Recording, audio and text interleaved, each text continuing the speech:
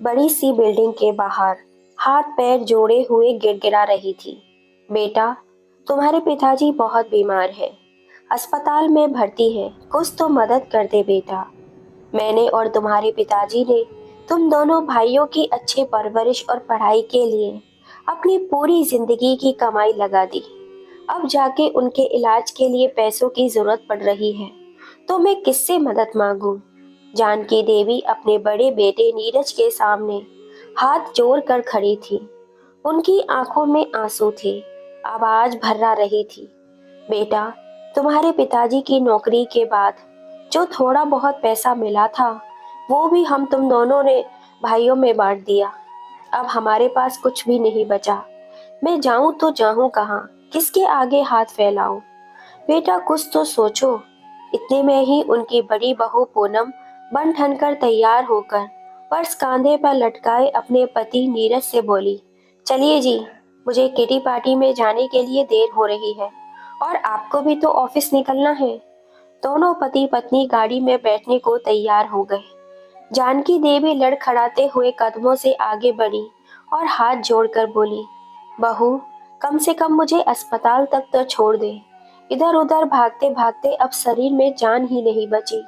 पूनम ने भौं चढ़ाते हुए एक फीकी मुस्कान दी और हाथ झटकते हुए बोली, माँ जी, आप इस कार में बैठने की सोच भी कैसे सकती हैं?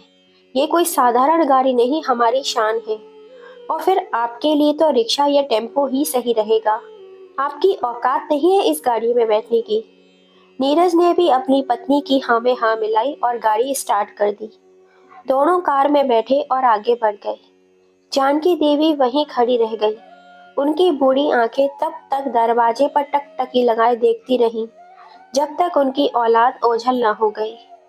जानकी जी थक हार कर आंसू बहाते हुए धीरे धीरे अस्पताल की ओर बढ़ने लगी। चलते चलते उनके पैर जवाब देने लगे, लेकिन कोई सहारा ना होने के कारण उन्होंने हिम्मत नहीं हारी।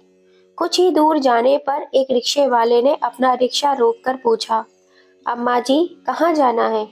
आइए बैठिए, मैं आपको छोड़ देता हूँ। जानकी जी ने बिना उसकी ओर देखे सिर हिलाते हुए कहा, नहीं बेटा, मैं पैदल ही चली जाऊंगी।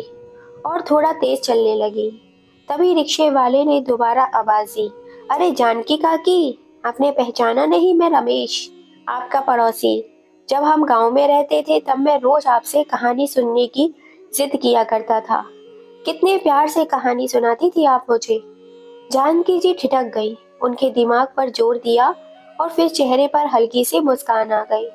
अरे हाँ बेटा, मैं तुझे कैसे भूल सकती हूँ। तू कैसा है रे? जब से हम लोग गांव से शहर आए, किसी गांव वाले से मुलाकात ही नहीं हुई। और अब तो बुढ़ापे में याददाश्त भी कमजोर पड़ गई है। रमेश जल्दी से रिक्शे से उतर कर बोला, काकी, आप रिक्शे में बैठिए, मैं छोड़ दूंगा आपको। जानकी जी हिचकिचाने लगी, नहीं बेटा, मेरे पास किराए के पैसे नहीं है। रमेश ने मुस्कुराते हुए कहा, अरे काकी, पैसे की क्या जरूरत है? मैं आज भी वही रमेश हूँ जिसे आप अपने बेटे की तरह प्यार करती थी। मेरे लिए ये रिक्शा सिर्फ एक सवारी ढूंढने का जरिया नहीं, बल्कि लोगों की सेवा करने का भी मौका है। आइए बैठिए। जिद करके उसने जानकी जी को अपने रिक्शे में बिठा लिया। रमेश ने रिक्शा चलाते हुए पूछा, काकी, जाना कहाँ है? जानकी जी की आंखें भर आई, गला रुध गया। उन्होंने सुबकते हुए कहा, बेटा, सरकारी अस्पताल की तरफ ले चल, तेरे काका वहीं भर्ती है। रमेश ने रिक्शे की रफ्तार तेज कर दी, लेकिन उसके दिल में एक सवाल उमड़ रहा था, क्या दुनिया इतनी बदल गई कि अपने ही अपनों के लिए पराये हो गए? बेटा, उनकी हालत बहुत गंभीर है। इतना कहते हुए जानकी जी वहीं बैठकर फूट फूट कर रोने लगी। रमेश ने रिक्शे की रफ्तार और तेज कर दी। उसकी एक ही कोशिश थी कि वे जितनी जल्दी हो सके जानकी जी को अस्पताल पहुंचा दे। रास्ते में वह उन्हें सतावना देता रहा और उनकी हालत के बारे में और भी जानना चाहता था। जैसे ही वे अस्पताल पहुंचे, रमेश ने जल्दी से रिक्शा रोका। जानकी जी का हाथ पकड़कर उन्हें सहारा देकर अंदर ले गया। अस्पताल के अंदर बिस्तर पर लेटे गोपाल जी ने जैसे ही अपनी पत्नी का उतरा हुआ चेहरा देखा, वे समझ गए। उनकी आंखों में दर्द झलक आया। लेकिन फिर भी उन्होंने अपनी पत्नी का हाथ थामकर कहा, जानकी, चिंता मत करो, मैं जल्दी ही ठीक होकर घर चलूंगा। लेकिन उनके मन में एक सवाल था, जो लड़का जानकी जी के साथ आया है वह कौन था। रमेश ने आगे बढ़कर उनके चरण स्पर्श किए और कहा, काका जी, पहचाना नहीं? मैं रमेश, आपका पुराना पड़ोसी। गांव में जब छोटा था तब हर रोज काकी से कहानी सुनने के लिए आया करता था। गोपाल जी ने माथे पर बल डालकर याद किया और फिर बड़ी मुश्किल से मुस्कुराते हुए बोले, अरे हाँ बेटा, तू तो बहुत बदल गया है। रमेश ने गोपाल जी को आश्वासन दिया, काका जी, आप चिंता मत करिए, अब मैं हूं ना, आपको किसी भी चीज की तकलीफ नहीं होने दूंगा। गोपाल जी ने संतोष की एक लंबी सी सांस ली और चुपचाप छत की ओर देखने लगे। थोड़ी देर बाद रमेश ने जानकी जी को एक कोने में ले जाकर धीरे से पूछा, काकी, आप इतनी परेशान क्यों हैं? आप तो बड़े भैया नीरज के पास रहती है ना? जहाँ तक मैंने सुना है उनके पास तो पैसों की कोई कमी नहीं है, फिर आपको इतनी तकलीफ क्यों हो रही है? रमेश की हमदर्दी भरी बातें सुनते ही जानकी जी का दर्द फूट पड़ा। उन्होंने आंसू पोंछते हुए उसे सब कुछ बता दिया, कैसे नीरज और उसकी पत्नी ने उन्हें अपमानित किया, कैसे उन्होंने मदद मांगने पर बेरुखी दिखाई। रमेश को यह सुनकर गुस्सा आ गया। उसने तुरंत कहा, तो काकी, आप छोटे भैया के पास क्यों नहीं चली गई? शायद वे आपकी मदद कर देते। जानकी जी ने भारी मन में सिर हिलाया, नहीं बेटा, सुख के दिनों में मैं बड़े बेटे बहू के साथ रही, तो अब दुख के समय छोटे बेटे बहू को कैसे परेशान कर सकती हूँ? उनका भी परिवार है, उनकी भी जिम्मेदारियां हैं, मैं उनके लिए बोझ नहीं बनना चाहती। इतनी सारी बातें सुनते हुए गोपाल जी भी चुपचाप लेटे हुए थे, लेकिन जब उन्होंने ये सुना कि उनके बेटे और बहू ने जानकी जी के साथ ऐसा दुर्व्यवहार किया तो वे सहन नहीं कर पाए। उनके सीने में एक तेज दर्द उठा। उन्होंने एक तेज चीख मारी और उनका शरीर एक झटके से कांप उठा। जानकी जी घबराकर चिल्लाई, गोपाल, क्या हुआ तुम्हें? रमेश भागकर डॉक्टर को बुलाने दौड़ा, लेकिन तब तक बहुत देर हो चुकी थी। जानकी जी के पति गोपाल जी उन्हें इस दुनिया में अकेला छोड़कर जा चुके थे। वे पूरी तरह टूट चुकी थीं, लेकिन उनके पास रोने के अलावा और कोई चारा नहीं था। आखिरकार उन्होंने एक बार फिर हिम्मत जुटाई और बड़े बेटे नीरज को फोन किया। बेटे की बेरुखी जानते हुए भी उन्होंने अपने पति का अंतिम संस्कार उसी के घर में किया। छोटे बेटे सूरज को भी खबर दी गई। वह रोते बिलखते आए और पूरे विधि विधान से पिता की तेरहवीं करवाई। लेकिन जैसे ही क्रियाक्रम पूरा हुआ वे वापस चले गए। रमेश, जिसने अस्पताल में जानकी जी की इतनी मदद की थी, वह भी अब अपने काम में व्यस्त हो गया था। अब जानकी जी के लिए हर दिन भारी हो गया। जिस कमरे में वे अपने पति के साथ रहती थी, अब वहां अजीब सा सन्नाटा था। अकेलापन काटने को दौड़ता था। एक दिन उन्होंने हिम्मत करके नीरज से कहा, बेटा, मुझे अब पिछले कमरे में नींद नहीं आती, वहां अब अकेलापन काटने को दौड़ता है। आगे वाला कमरा खाली पड़ा है, मेरा सामान वहां रखवा दो ताकि मैं थोड़ा चैन से सो सकूं।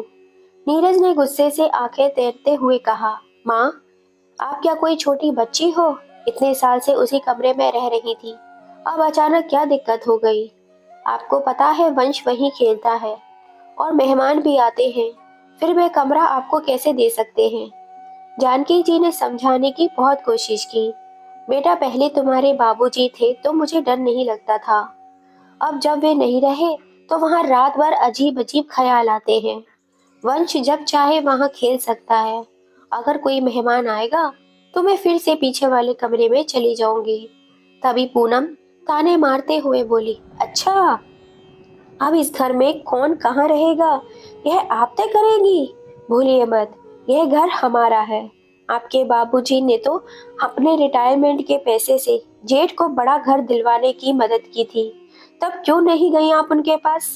बाबूजी के रिटायरमेंट के बाद हम आपको यहाँ ले आए थे, आपकी सेवा करी तो आप हमारे लिए ज्यादा सोचेंगी, पर नहीं, आपने तो ज्यादा देवर जी की मदद की, और वह भी देखो कैसे क्रियाक्रम में आए, मिले जुले, और यह भी नहीं कि अपनी माँ को यहाँ से ले जाएं, छोड़ गए हमारे सर पर बोझ।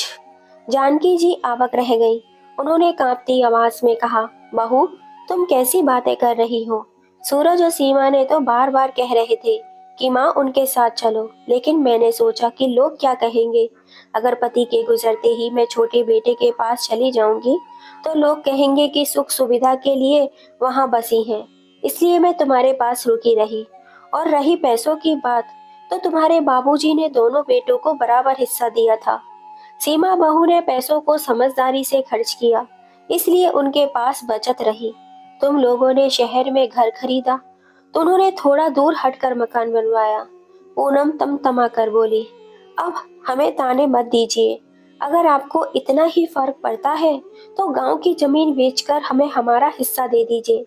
वैसे भी अब हमसे कोई उम्मीद मत रखिए, और अगर सूरज भैया से बात हो तो कहिए कि आपको अपने साथ ले जाएं, फिर आपको डर नहीं लगेगा। नीरज चुपचाप पूनम की बातों में हाँ मिलाता रहा।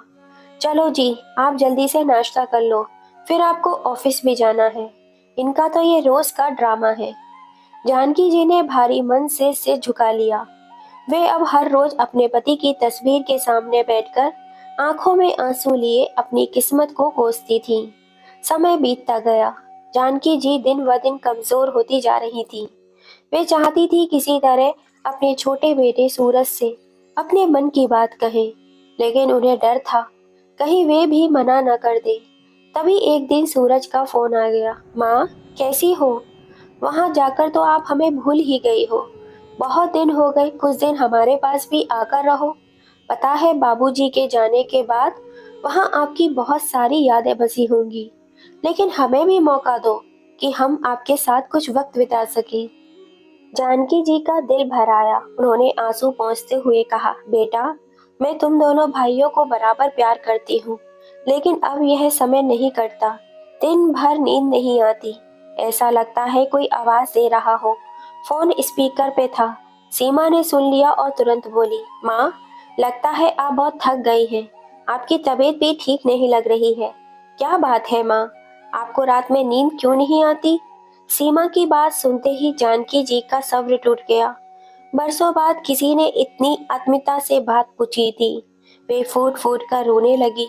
सूरज परेशान हो गया। उसने कहा, माँ घबराओ मत, मैं नीरज भैया से बात करता हूँ और जल्दी ही आपको लेने आता हूँ। अगले दिन रविवार था। सूरज ने नीरज को फोन किया, भैया, माँ की तबीयत ठीक नहीं लग रही है। कल जब उनसे बात हुई थी तो उनकी आवाज में बहुत दर्द महसूस हो रहा था। सब कुछ ठीक है, नीरज झुंझला कर बोला। इतना करने के बाद भी अगर तुझे ऐसा लगता है तो तू खुद आकर माँ को ले जा यहाँ से। सूरज समझदार था। वह जान गया कि माँ यहाँ ज्यादा दिनों तक नहीं रह सकती। उसने ज्यादा कुछ नहीं कहा, बस इतना बोला, ठीक है, मैं दोपहर तक माँ को लेने के लिए आता हूँ। फोन रखते ही नीरज ने गुस्से में आकर जानकी जी को खरी खोटी सुनाना शुरू कर दिया। आपको तो सिर्फ ड्रामा करना आता है। हमने आपको घर में रखा, खिलाया पिलाया, लेकिन आप यहाँ खुश ही नहीं हैं। अगर आपको यहाँ परेशानी हो रही है तो जाइए, जाइए अपने छोटे बेटे के पास और दोबारा लौटकर कभी हमारे पास मत आइएगा। अब मैं तुम्हें और बर्दाश्त नहीं कर सकता। और हाँ, अपना सारा सामान लेकर जाना, जिससे तुम्हें यहाँ दोबारा आने का कोई मौका ना मिले। इतना कहकर वह गुस्से में वहां से चला गया।